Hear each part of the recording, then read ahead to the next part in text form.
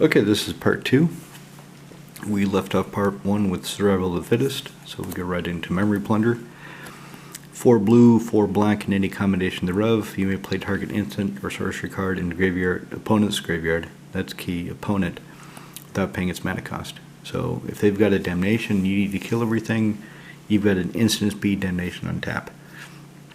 Typically, this just sits in my hand because I don't really want to waste it on anything small or ridiculous. I've got Archaeomancer to get it back if I need to, but don't want to rely on it. Once in a while, it does something spectacular. It really surprises people. Most of the time, it just sits there. You're just waiting to do something spectacular. Still, I like it. Mystic Snake. 1 blue, blue, green. You've got a flashy snake. Comes into play, counters target spell. Then he's a 2/2. Then you can get him killed and try to figure out how to get back in your hand, because you can only cast the creatures with Muldrotha on your turn. So if you could cast them at instant speed, holy shit, that'd be fantastic. Mystic Snakes in the graveyard, just bring them back at instant speed with Muldrotha. Wow. But that is not the way it works. Alright, so let's get on.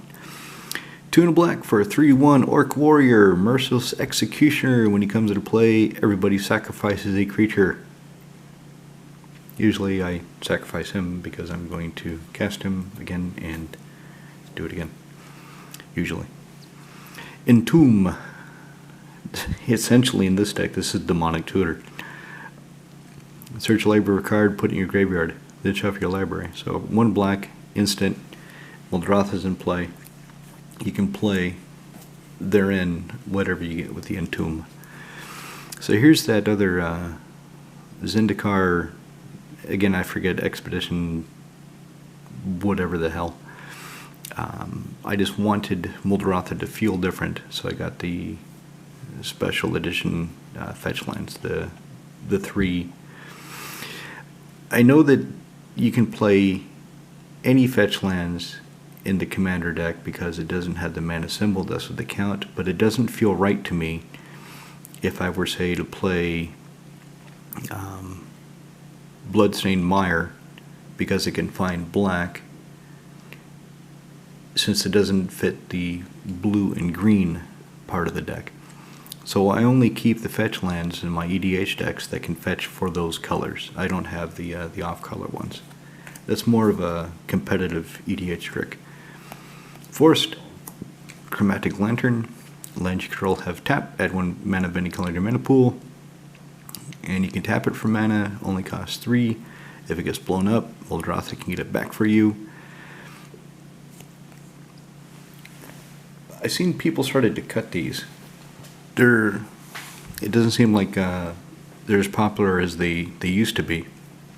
But with Muldrotha, it's kind of key to be able to access the colors. The color requirements are kind of funny. If you've been paying attention, I've got a lot of 2 blue or 2 black or 2 green. So it really muddles up the mana base's ability to support it. So this helps me smooth it out. Bog. Bog enters the battlefield and blows up a graveyard. And then you can tap it for black after it untaps. So I don't want to see this coming down when I'm playing Muldrotha, but I need I need to deal with people's graveyards sometime. Right, Birthing Pod. So since Muldrotha can get back a creature every turn, I'm free to use this and get those creatures back. 3 and green or 2 life. For Birthing Pod, 1 green or 2 life, tap, sacrifice creature, search your library for a creature card with converted mana cost equal to 1 plus this sacrificed creature's converted mana cost. Put on the battlefield and shuffle. You can only do it on your turn. Now, this deck tops out at 7. I've got 2 cards with a mana cost 7. So this ends pretty quickly. in that, a sacrifice creature is 4. I go find, I think I only have 2 creatures, maybe 3 that cost 5, and then a couple that cost 6. So I don't have a very many linear chains up to a higher casting cost. But it will let me find and play some of those creatures quicker than I should. Helm of Possession 4. You may choose not to untap Helm of Possession during untap phase. Spend 2, sacrifice a creature. Gain control of target creature as long as you control Helm and it remains tapped. So you have to remember, do not untap this during your untap step. If you're playing with a bunch of nice guys, you'll, oh, I didn't mean to do it. Okay, fine. You're playing with a bunch of cutthroats like I do, they're like, screw you. You untapped it. Give me my creature back. You son of a bitch. So you have to sacrifice another creature and do it again.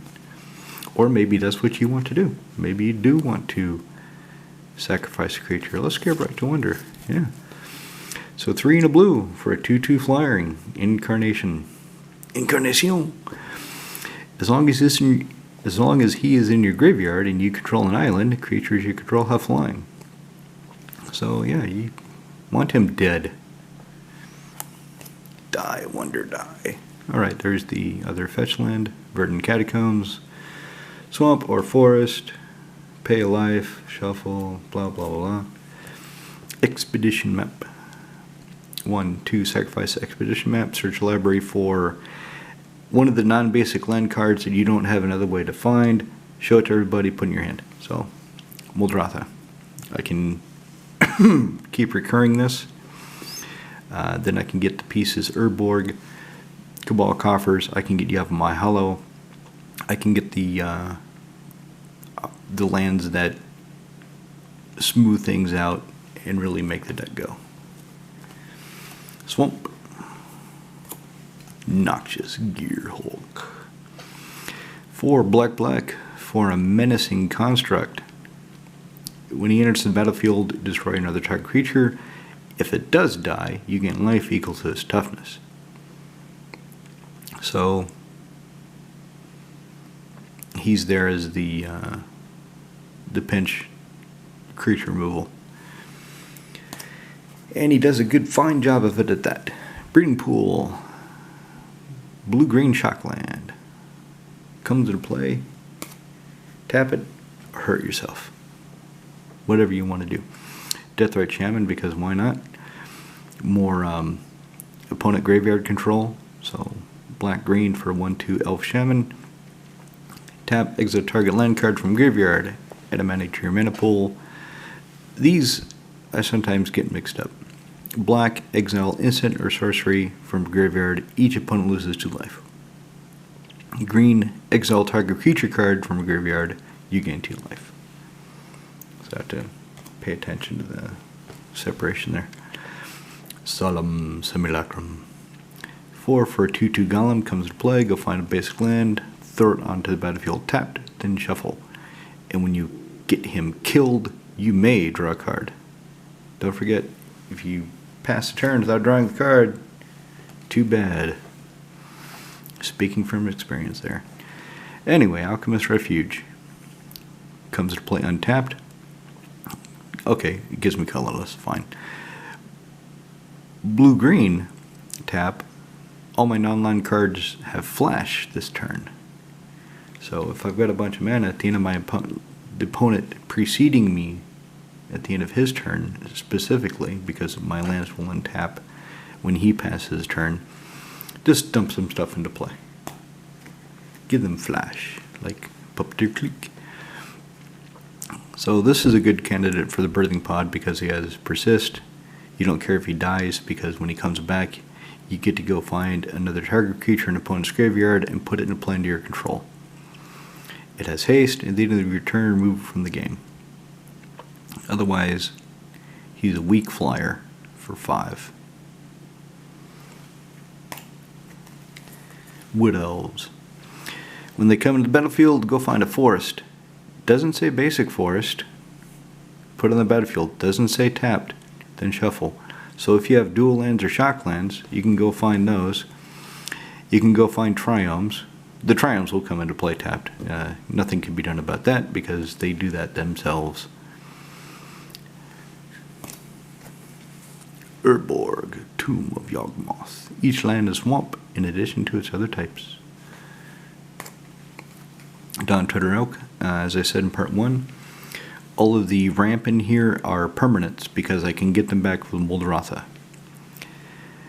I suppose Life from the Loam counts as ramp in a way, but I'm just counting it as dredge, so there you go. 1 in green for a 2/2 Elk. Sacrifice it after spending 1 green. Search your library of basic land, put on the battlefield tapped, then shuffle. So Wood Elves gives it to me untapped. Here's another one. 1 in the green. Just sacrifice him. You don't spend any damn mana to do it. You just... I'm tired of looking at this guy. I'm going to trade him for a land and put it in play tapped. A basic land, put it in play tapped. Then I'll shuffle. Watery Grave.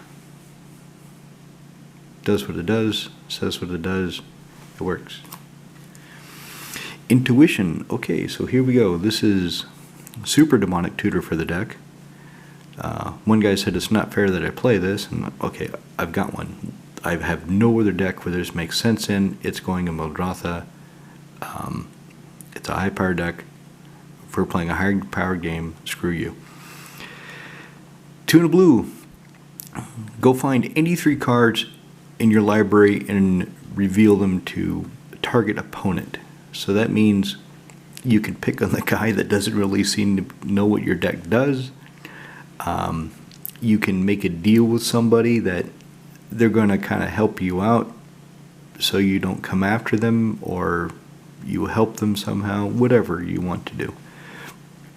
So your opponent chooses one of those 3 cards. That card goes in your hand and the rest go in your graveyard.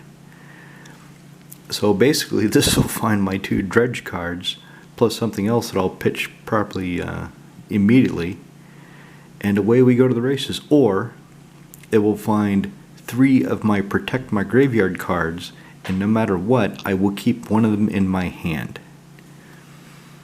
So that's another way to play it, is if you've got 3 levels of redundancy in your deck, 3 cards that do kind of the same thing and you need one of them, you can go find 3, and it doesn't matter which one stays in your hand, you've got that ability that you're looking for.